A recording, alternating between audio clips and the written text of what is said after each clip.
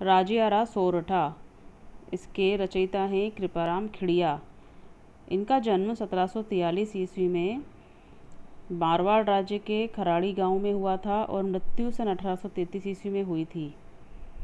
राजस्थानी भाषा के प्रसिद्ध कवि कृपाराम खिड़िया का जन्म तत्कालीन मारवाड़ राज्य के खराड़ी गांव के निवासी जगराम खिड़िया के यहाँ हुआ था। इनके पिता का नाम जगराम खिड़िया था।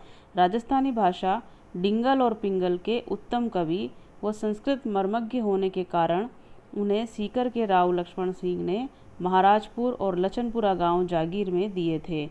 अर्थात ये डिंगल और पिंगल भाषा पर समान अधिकार रखते थे और श्रेष्ठ कवि थे, तो इनसे प्रसन्न होकर राव लक्ष्मण सिंह ने 2 गांव जागीर में दिए थे, महाराजपुर और लछनपुरा। कवि कृपाराम सीकर के राजा देवी सिंह के दरबार में भी रहे थे।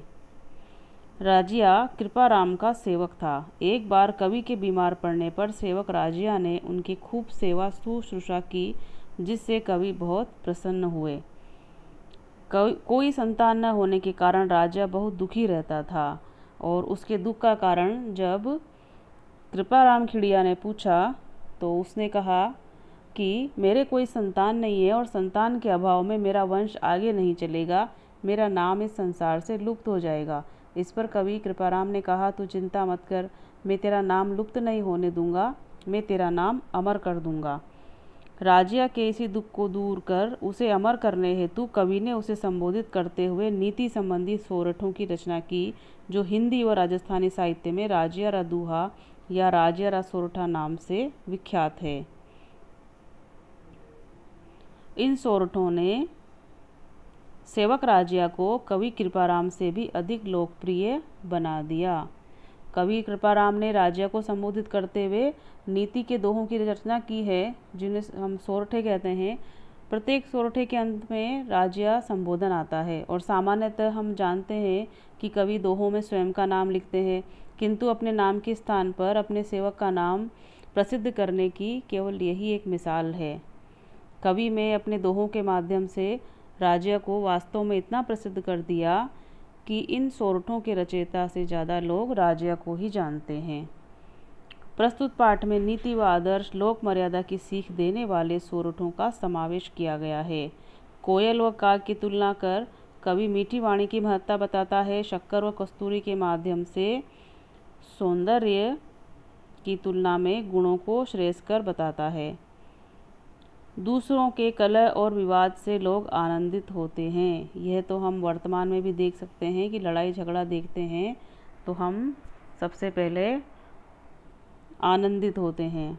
हमारा व्यवहार मतलब पर आधारित होता है। मुख पर मधुरता और हृदय में खोट रखने वाले लोगों से आत्मीयता संभव नहीं है। मैत्री निर्वाह हेतु समर्पण व सरलता जरूरी है। श्री कृष्ण ने अर्जुन के लिए रथ हाँकने तक का काम कर लिया। आजकल हिम्मत की ही कीमत है। हिम्मत रहित व्यक्ति की कीमत रद्दी कागज सी हो जाती है। इन सभी नैतिक बातों का ज्ञान उन्होंने सोरठों के माध्यम से दिया है। तो इन्हीं बातों को हम सोरठों के माध्यम से पढ़ेंगे। सबसे पहला सोरठा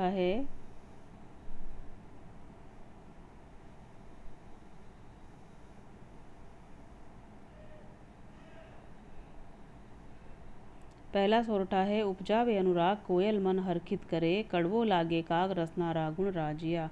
उपजावे अर्थात उत्पन्न करती है, अनुराग अर्थात प्रेम। कोयल मन अर्थात हमारे हृदय को हरखित करे अर्थात प्रसन्न कर देती है। कड़वो लागे काग, कड़वो अर्थात बुरा लगता है, अप्रिय लगता है। काग अर्थात कौवा। रसना रागुण राजिया, ये रसना अर्थात वाणी का ही प्रभाव है। कवि कृपाराम कहते हैं कि हे राजिया, कोयल अपनी मधुर बोली से सबके हृदयों को प्रसन्न कर देती है, उनमें प्रेम उत्पन्न कर देती है और उसकी बोली सुनकर हमारा मन बड़ा प्रसन्न हो जाता है। इसके विपरीत कौवा अपनी कर्कश बोली से काऊ काऊ से सभी को बुरा लगता है। ये वाणी का ही प्रभाव है, इसलिए हमें हमेशा मधुर वाणी का ही प्रयोग करना चाहिए। राजस्थानी भाषा में हमें नीति की शिक्षा दी गई है इस सोरठे के माध्यम से। अगला सोरठा है काली घनी कुरूप। काली घनी कुरूप, कस्तूरी कांटा तुले, शक्कर बड़ी स्वरूप, रोड़ा तुले राजिया। काली अर्थात काले रंग की, घनी अर्थात बहुत, कुरूप अर्थात भद्दी। कस्तूरी एक सुगंधित पदार्थ है। कांटा तुले कांटा कहते हैं सुनार जिस तराजू से सोना चांदी तोलते हैं उसे कांटा कहते हैं। तो कस्तूरी को उस पर तोला जाता है। इतनी मूल्यवान होती है सोना चांदी से भी ज़्यादा कि ये सुनार के तराजू पर तोली जाती है। शक्कर बड़ी स्वरूप, शक्कर अर्थात चीनी बड़ी स्वरूप सफ़ेद रंग की होती है, सुंदर दिखती है। रोड़ा तुले राजा, रोड़ा कहते हैं पत्थर के बाट को, तो पत्थर के बाट से तोली जाती है। तो कवि कृपाराम कहते हैं कि कस्तूरी मृग से प्राप्त होने वाली कस्तूरी भले ही कितनी ही कुरूप हो परंतु वह सोना चांदी तोलने वाली तराजू पर तोलकर बेची जाती है, उसका इतना ज़्यादा महत्व है, इतनी मूल्यवान है। चीनी भले ही देखने में सफ़ेद और सुंदर होती है लेकिन उसको पत्थर के बाट से तोलकर बेचा जाता है। तो कस्तूरी की जो सुगंध होती है वो उसको मूल्यवान बनाती है, इसलिए उसके रूप पर कोई भी ध्यान नहीं देता है। तो यहाँ पर अन्योक्ति के माध्यम से ये शिक्षा दी गई है कि बाहरी रंग रूप कितना ही सुंदर हो उससे कोई वस्तु मूल्यवान नहीं होती, उसके गुण ही उसे मूल्यवान बनाते हैं।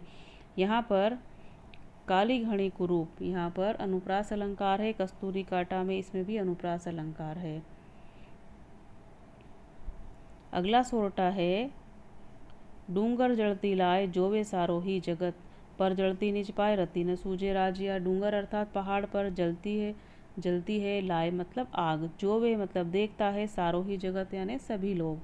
पर जलती निज पाए लेकिन अपने निज पाए स्वयं के पैरों के पास जलती हुई आग, रत्ती भर भी नहीं मतलब बिल्कुल भी नहीं, सूझे अर्थात दिखाई देती है राजिया। कवि यहाँ पर कहते हैं कि हे राजिया, पहाड़ पर दूर पर्वत पर जलती आग को सारा संसार बड़े आनंद से देखता है किंतु स्वयं के पैरों के पास लगी आग दिखाई नहीं देती है।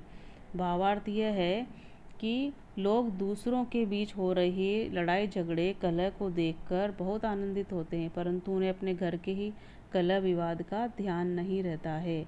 कवि का आशय ये है कि दूसरों के दोषों पर दृष्टि डालने से पहले अपने स्वयं के दोषों को भी देख लेना चाहिए। यहाँ पर उपदेशात्मक शैली में एक संदेश दिया गया है कि जो दिल खोजा आपना मुझसे बुरा न कोई, संत कबीर की जो बात है वो यहाँ पर वही बात यहाँ पर दोहराई गई है।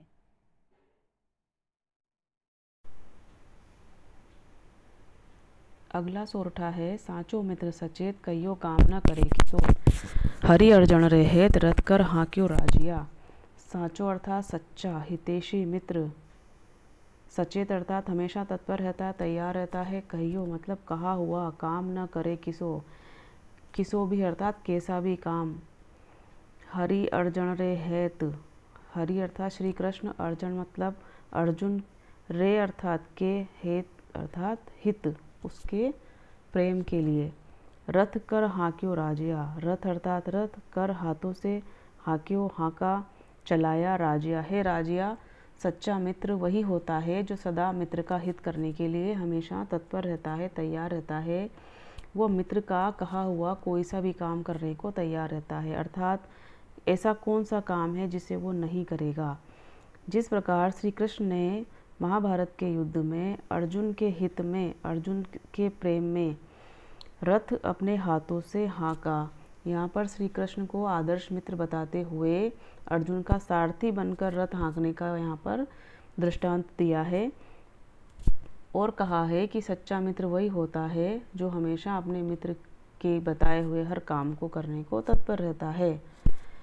साचो मित्र सचेत, अनुप्रास अलंकार, कहियो काम न करे किसो, अनुप्रास अलंकार, हरि अर्जन हेत, अनुप्रास अलंकार।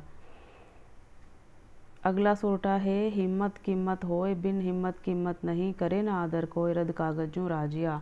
हिम्मत अर्थात साहस, कीमत अर्थात महत्व, सम्मान होती है। बिन हिम्मत बिना साहस के, कीमत नहीं कोई सम्मान नहीं, कोई महत्व नहीं, करे न आदर कोई भी उसका आदर नहीं करता, महत्व नहीं देता। रद्द कागजों राजिया, जिस प्रकार रद्दी कागज की उपेक्षा करते हैं उसे महत्वहीन समझकर हम फेंक देते हैं। तो रद्दी कागज की उपमा के द्वारा इस सोरठे में हम साहस की कीमत बताई गई है कि जो लोग जीवन में चुनौतियों और समस्याओं का सामना करने की हिम्मत रखते हैं उन्हीं का समाज में सम्मान किया जाता है और साहसहीन व्यक्ति का समाज में कोई सम्मान नहीं होता, उन्हें कोई महत्व नहीं देता, आदर नहीं देता। करे ना आदर कोई, रद्द कागज जो राजा। जिस प्रकार रद्दी कागज की स्थिति होती है कि हम उसे उपेक्षा से महत्वहीन समझकर फेंक देते हैं, उसी प्रकार साहसहीन व्यक्ति को समाज में कोई आदर नहीं मिलता है।